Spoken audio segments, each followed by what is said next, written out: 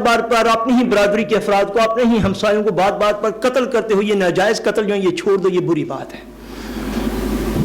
فلاں شخص کے سامنے تو تم بڑے عقیدت مند بنتے ہو، بڑے اچھے بنتے ہو، جو ہی وہ پیچھے ہوتا ہے اسی وقت اس کی غیبت شروع کر دیتے ہو، بھائی غیبت کرنا گناہ، یہ بات چھوڑ دو، یہ بہت بری بات ہے۔ یعنی انہوں نے تھوڑی دیر کے لیے تو انہیں تبلیغ کی،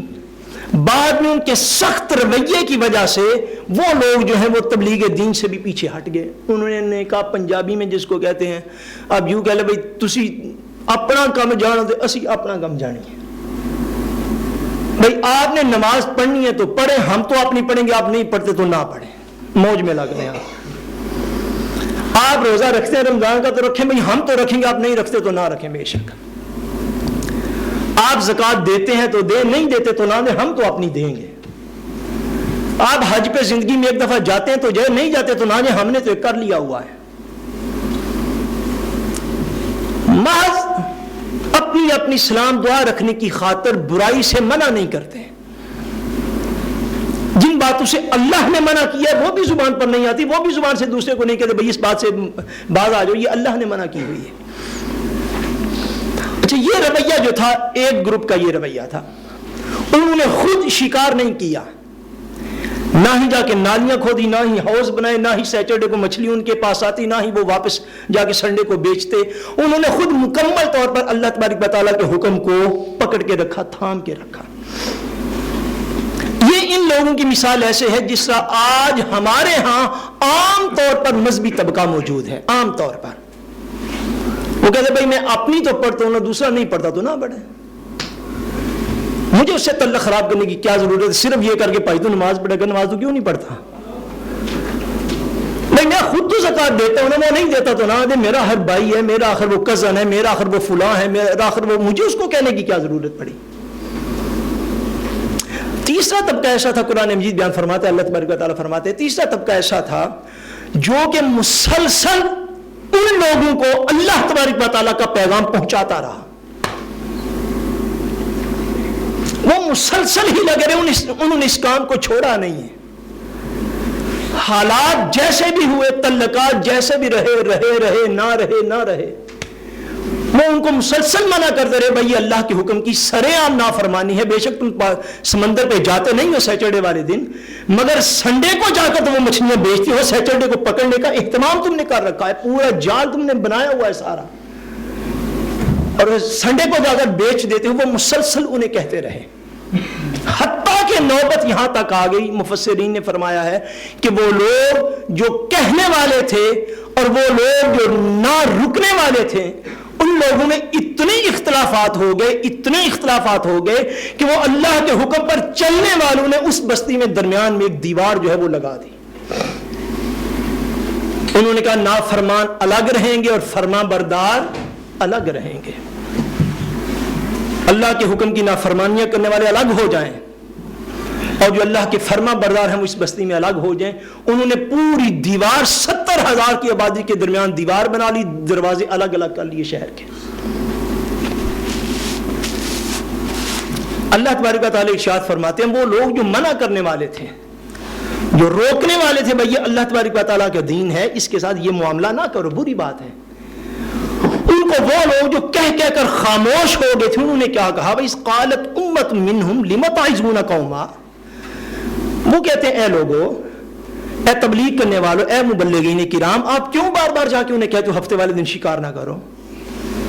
حالانکہ وہ لوگ تو بڑے ڈھیٹ واقع ہوئے ہیں، بے شرم واقع ہیں، وہ تو رکنے والے نہیں ہیں۔ اللہ مہلکہم او معذبہم عذابا شدیدا، فرمایا تمہیں سمجھ آ بھی رہی ہے کہ عنقریب اللہ یا تو انہیں ہلاک کر دے گا یا انہیں سخت ترین عذاب میں مبتلا کر کے رکھ دے گا۔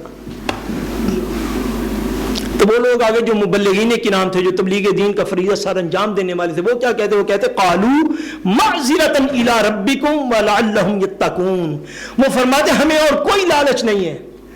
ہمیں اور کوئی طمع نہیں ہے، ہمیں اور کوئی حرص نہیں ہے، ہماری صرف دو ہی پوائنٹ آف ویو ہے، جس مقصد کی خاطر ہم کام کر رہے ہیں، جس مقصد کی خاطر ہم اپنی کتاب کا درس انہیں دے رہے ہیں، جس مقصد کی خاطر ہم انہیں اللہ کے حکم کی طرف بلا رہے ہیں، جس مقصد کی خاطر ہم انہیں ہفتے والے دن شکار سے منع کر رہے ہیں، جس مقصد کی خاطر ہم نیکی کی دعوت لے کر اپنے لوگوں کے سامنے نکلے ہوئے ہیں، جس مقصد کی خاطر ہم اپنے لوگوں کو برائی سے، بے حیائی سے، شراب سے، بدکاری سے، سود سے، جوئے سے، ڈاکے سے، قتل سے منع کر رہے ہیں، نماز روزہ حج زکات کی تبلیغ کر رہے ہیں، ہمارا مقصد صرف یہ ہے قالو معذرۃ الی ربکم، جب ہم اپنے رب کے پاس جائیں گے، جب قبر میں جائیں گے، جب حشر کے میدان میں جائیں گے، تو ہم تو اپنے رب کے سامنے کوئی معذرت پیش کر سکیں؟ ہم تو کہیں نہیں یا اللہ ہم نے انہیں پوری حجت تمام کی تھی ان کے اوپر، ہم ان کو تیرا پیغام پہنچانے والے تھے، ہم رکے نہیں ہیں، ہمارے اوپر جتنے بھی مصائب آئے، جتنی بھی سختیاں آئیں، جتنی بھی باتیں ہوئی، جتنی بھی ہمیں مخالفتوں کا سامنا کرنا پڑا، ہم تیرا حکم پہنچانے میں رکے نہیں ہیں۔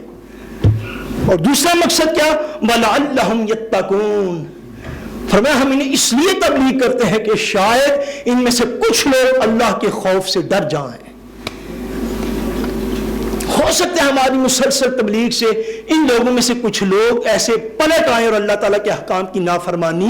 چھوڑ دیں۔ تبلیغ دین کے صرف یہ دو مقاصد ہیں جو ان بنی اسرائیل کے وہ لوگ جنہوں نے مسلسل تبلیغ کی تھی، انہوں نے کہا کہ ہمارے صرف یہ دو مقصد ہے کہ جب ہم رب کے سامنے پیش ہوں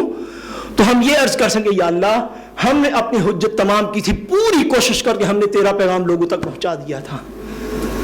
اور دوسرا یہ کہ شاید ہماری تبلیغ سے کچھ لوگ ایسے ہوں جو کہ تیرے راستے کی طرف آ جائیں اور تیری نافرمانی کا راستہ چھوڑ دیں۔ اللہ کریم ارشاد فرماتے ہیں پھر کیا ہوا؟ قرآن مجید میں ایک اور مقام پر آتا ہے، اللہ کریم ارشاد فرماتے ہیں، فرمایا لولا ينهاهم الربانيون والأحبار عن قولهم الإثم وأكلهم السحت، فرمایا کیوں ایسا نہ ہوا اور ایسا کیوں نہیں کیا؟ پچھلی قوموں کے وہ جو لوگ تھے ربانیین، درویش لوگ، عالم لوگ، پادری لوگ، والاحبار اور درویش لوگ، فرمایا ایسا انہوں نے کیوں نہیں کیا؟ ان قولہم الاثم واکلہم السحت، کہ وہ لوگوں کو گناہ کی بات کہنے سے بھی روکتے ہیں، لوگوں کو حرام خوری کرنے سے بھی روکتے ہیں۔ فرسٹ آف آل یہ فریضہ جو ہے یہ ان لوگوں کا ہے جو منبر رسول پہ بیٹھتے ہیں دن رات، فرسٹ آف آل یہ ان کا فریضہ ہے، اور پھر ان کے حلقہ احباب میں آ جانے والے ان مسلمان بھائیوں کا جو گناہوں کو صحیح طرح سمجھ لیتے ہیں۔ فرمایا یہ کام علماء کے کرنے کا ہے،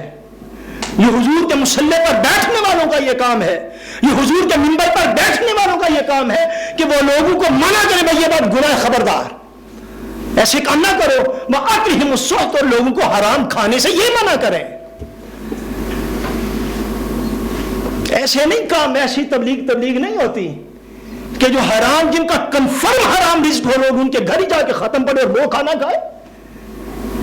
فرمایا یہ ان لوگوں کا کام تھا کہ وہ لوگوں کو منع کرتے کہ یہ حرام، اس سے بچ جاؤ، وہ اس کام کے لیے حضور کے منبر پر بیٹھتے ہیں، وہ اس کام کے لیے لوگوں کو واعظ و تبلیغ کرتے ہیں کہ جو اسلام کا پیغام ہے وہ لوگوں تک پہنچائے اور پوری دیانتداری اور ایمانداری سے پہنچائے۔ اس 70,000 کی آبادی والے شہر میں 12,000 افراد ایسے نکلے